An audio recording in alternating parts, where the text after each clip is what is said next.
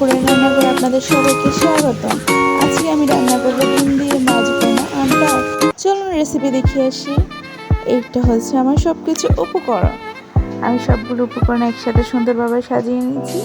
এখন চলুন দেখি আমার রান্নার স্টেপ বাই স্টেপ। আপনারা আমাদের ঘরোয়া উপকরণগুলো সবাই কম বেশি সবাই চিনেন, তাই আমি আর বললাম না।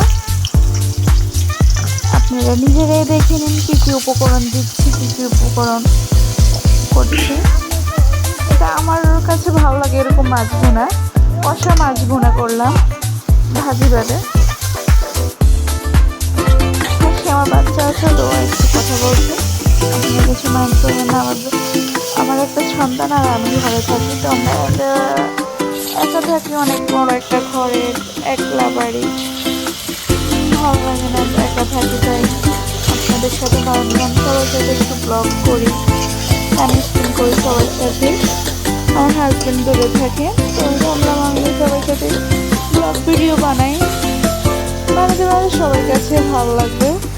আজকে আমার ফার্স্ট ব্লগ, জানি না কীরকম হবে, আমার বয়সটা কীরকম আমি নিজেও জানি না।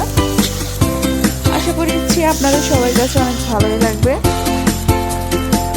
সবাই দোয়া করবেন আমার জন্য, আমার সন্তানের জন্য সবাই দোয়া করে।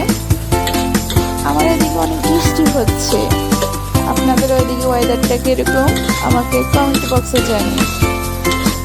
আশা করছি ভিডিওটি ভালো লাগলে like, comment and share, subscribe করবেন আমার চ্যানেলটা, মাই ইউটিউব চ্যানেল নুপুরের রান্নাঘর। Thank you so much.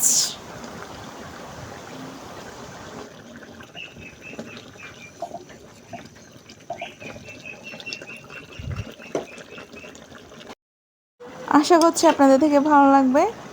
ভালো লাগলে আপনারা আমার সাথে থাকবেন। আল্লাহ হাফেজ সবাইকে।